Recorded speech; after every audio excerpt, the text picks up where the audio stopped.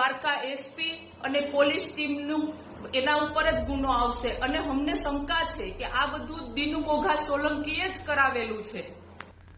સ્થાનિક સ્વરાજ્યની ચૂંટણીઓમાં ઘણી જગ્યાએ કોંગ્રેસ અને ભાજપ વચ્ચે રસાકસી ભર્યો મુકાબલો રહ્યો છે, ત્યારે ગીર સોમનાથ જિલ્લાના કોડીનારમાં એક હાઈ વોલ્ટેજ ડ્રામા જોવા મળ્યો છે। કોડીનારમાં ભાજપના જીતેલા સદસ્યના અપહરણનો આરોપ કોંગ્રેસ પર લગાવવામાં આવ્યો છે અને આ માટે ઉદ્યોગપતિ મનોજ મોરી પર ભાજપના સદસ્યના અપહરણનો આરોપ લાગ્યો છે અને મનોજ મોરીની દ્વારકાથી ધરપકડ પણ કરવામાં આવી છે।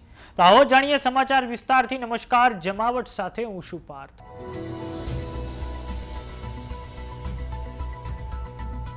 ગીર સોમનાથ જિલ્લામાં કોડીનાર તાલુકા પંચાયતમાં સ્થાનિક સ્વરાજ્યની ચૂંટણીઓના પરિણામ આવ્યા। કુલ 24 બેઠકોમાંથી 11 બેઠકો ભાજપે અને કોંગ્રેસને 12 બેઠકો, જ્યારે અપક્ષના ફાળે 1 બેઠક ગઈ છે અને હવે તાલુકા પંચાયત બનાવવા માટે ભાજપ અને કોંગ્રેસ વચ્ચે જબરજસ્ત ખેંચતાણ જોવા મળી છે।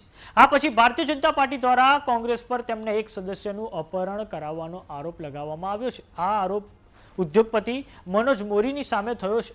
મનોજ મોરીની દ્વારકાથી ધરપકડ થઈ અને તે પછી કોડીનાર પોલીસ મથકે તેમને લઈ જવામાં આવ્યા છે અને મનોજ મોરીના પત્ની દક્ષા મોરીની પ્રતિક્રિયા પણ સામે આવી છે, જેમાં તેમના દ્વારા કહેવામાં આવ્યું છે કે મારા પતિ સમૂહ લગ્નમાં ભાગ લેવા માટે દ્વારકા આવ્યા હતા। આ પછી તેમની દ્વારકા એસપી દ્વારા ધરપકડ કરવામાં આવી છે।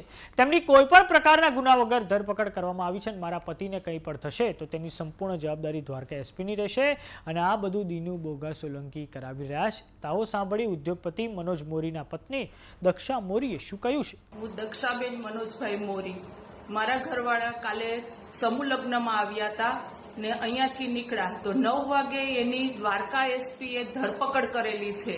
તો અમને કોઈ પણ વસ્તુની ખબર નથી કે કંઈ પણ એનો ગુનો નથી, તો કેવી રીતે ધરપકડ કરી છે, એની શું કામ ધરપકડ કરી છે? અને અમને કોઈ કોન્ટેક જ નથી, એનો નંબર ફોન પણ લાગતો નથી અને એનો કોઈ કોન્ટેક જ નથી। મારા ઘરવાળાને કંઈ પણ થશે તો એ દ્વારકા એસપી અને પોલીસ ટીમનું એના ઉપર જ ગુનો આવશે અને અમને શંકા છે કે આ બધું દિનુ બોઘા સોલંકીએ જ કરાવેલું છે। તો આજે જ્યારે મનોજ મોરીને કોડીનાર પોલીસ મથકે લાવવામાં આવ્યા ત્યારે ખૂબ મોટા પ્રમાણમાં કોંગ્રેસના કાર્યકરો પોલીસ મથકે આવી ગયા હતા। બીજી તરફ કોડીનાર તાલુકા પંચાયતમાં આવતા મિતિયાજ ગામના સરપંચની પ્રતિક્રિયા સામે આવી છે, જેમાં તેમના દ્વારા કહેવામાં આવ્યું છે કે દ્વારકાથી ખોટી રીતે મનોજ મોરીની ધરપકડ થઈ છે। 2 દિવસ અગાઉ જ્યારે અમે કોડીનાર તાલુકા પંચાયતના કોંગ્રેસના સદસ્યો દ્વારકા દર્શન કરવા આવ્યા હતા ત્યારે અમને કોઈ પણ પ્રકારની જાણ કર્યા વગર પોલીસે રાત્રે અમારી હોટલને ચારે તરફથી ઘેરી લીધી હતી અને રાત્રે 9 વાગે અમને હોટલ પર ધાક ધમકી પણ આપવામાં આવી હતી। અમારી મહિલાઓને પણ ખોટી રીતે ધાક ધમકી એ વખતે આપવામાં આવી છે। તો આવો સાંભળીએ કોડીનારના મિતિયાજ ગામના સરપંચે શું કહ્યું છે। અમે કોડીનાર તાલુકાના સ્થાનિક સ્વરાજની ચૂંટણી પૂર્ણ થઈ ત્યારબાદ અમે જે છૂટાયેલા સદસ્યો છે એ દ્વારકાધીશની માનતા માની હતી તેના દર્શન અર્થે અમે 2 દિવસ પહેલાં આવેલા। અમે એક દ્વારકાધીશ હોટલમાં રાત્રે રોકાણ કર્યું હતું, ત્યારે અમને કોઈ પણ જાણ કર્યા વગર કે કોઈ પણ ખબર અંતર પૂછ્યા વગર અમારા જે 100 થી 150 પોલીસે રાત્રે 9 વાગે અમારી હોટલને ઘેરી અને અમારા ખોટા નિવેદન અમને ધાક ધમકી આપેલ છે, ખોટી રીતના અમને હેરાન પરેશાન કરેલ છે।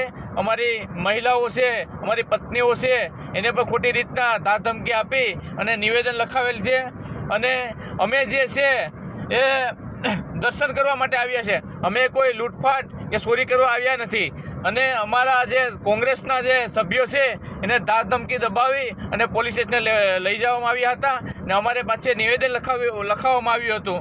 અમે બીજું વસ્તુ કહેવા માગું છું કે અમારા જે મનોજભાઈ મોરી ઉદ્યોગપતિ દાનવીર તરીકે ઓળખાય છે અને એક સજ્જન માણસની સાપ તરીકે એની આખા ગુજરાતમાં તેની ઓળખાણ પેદા થઈ છે, ત્યારે એવા માણસને પણ ખોટી રીતના કાલે રાત્રે 9 વાગે દ્વારકા એસપી દ્વારા અને પોલીસ દ્વારા એનો જે છે એરેસ્ટ કરી અને તેને પણ ખોટા કેસમાં સંડોવવા માટેના પ્રયાસ કરવામાં આવ્યા છે।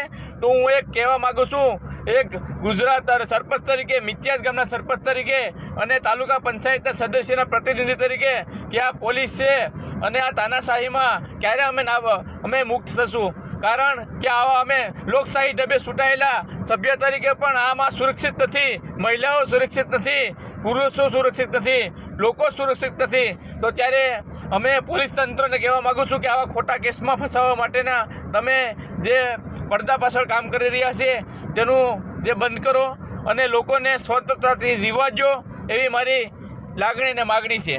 રેડી? તો સમાચારોમાં અત્યારે બસ આટલું. જોતા રહો જમાવટ. જો તમે અમને યુટ્યુબ પર જોઈ રહ્યા તો સબસ્ક્રાઇબ કરો, જો તમે અમને ફેસબુક પર જોઈ રહ્યા તો ફોલો કરો. સાથે જ અમારી વોટ્સએપ ચેનલ આવી ગઈ છે, જોઈન કરવાનું ના ભૂલતા. નમસ્કાર.